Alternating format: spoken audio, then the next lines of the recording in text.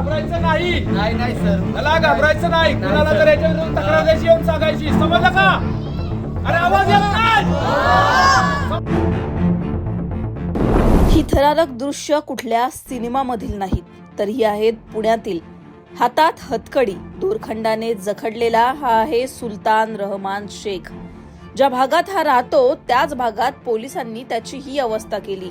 पण या सुलताननं असं काय केलं ज्यामुळं पोलिसांनी त्याची जाहीररित्या वरातच काढली?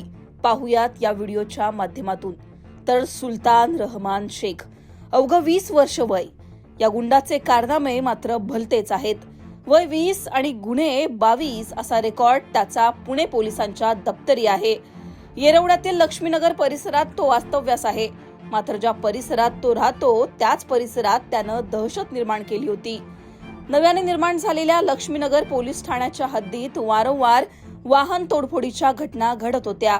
पोलीस कारवाई करतच होते, मात्र तोडफोडीचे प्रकार काही थांबत नव्हते. अशाच एका तोडफोडीच्या घटनेत सुलतान शेख याचं नाव पुढे आलं आणि समोर आली त्याची गुन्हेगारी पार्श्वभूमी. अवघं 20 वर्ष वय असलेल्या या पोरावर पुण्यात तब्बल 22 गुन्हे दाखल आहेत. पोलिसांनी त्याला ताब्यात घेतलंय. पोलिसांनी खाक्या दाखवत चौकशी केली आणि आणखी धक्कादायक माहिती पुढे आली. त्यानं 1-2 नाही तर तब्बल 70 वाहनांची तोडफोड केल्याचं निष्पन्न झालं आणि मग मात्र पोलिसांनी त्याला धडा शिकवायचं ठरवलं. त्यानंतर पोलिसांनी त्याची अशी ही वरात काढली. लक्ष्मीनगर पोलीस ठाण्याचे वरिष्ठ निरीक्षक रवींद्र कदम या कारवाईमध्ये सिंगम ठरलेत.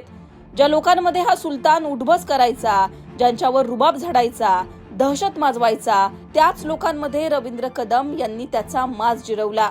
सगळा व्हिडिओ आधी पहा. लक्षात आलं का? सुलतान रहमान शेख, वय वर्ष 20, गुन्हे 22. तुमच्या एरियामध्ये यांनी येऊन रिक्षा आणि गाड्या फोडल्या त्या, माहिती आहे का तुम्हाला? जोरात बोला. याला घाबरायचं नाही. नाही नाही सर, मला घाबरायचं नाही. कुणाला जर याच्या विरुद्ध तक्रार द्यायची येऊन सांगायची, समजलं का? अरे आवाज येत नाही. समजलं का नक्की? काय नाव याचं? ह्याचं नाव काय? ह्याचं नाव काय? सुलतान हिजड़ा बोलने का इसको? बैठ नीचे. बैठ. बोल सॉरी, बोल सबको सॉरी. जोर से. सॉरी. कौन है तू? तू कौन है? सर मैं हिजड़ा आहे. ठीक आहे, चला घेऊ. दरम्यान पोलीस आयुक्त अमितेश कुमार यांनी गुन्हेगारी मोडीत काढण्यासाठी पावलं उचलली आहेत. पुण्यातील कुख्यात गुंडांना तुरुंगात डांबण्यात आलंय.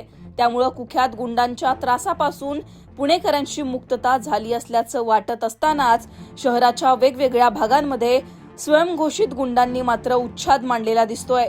त्यापैकीच एक हा सुलतान शेख.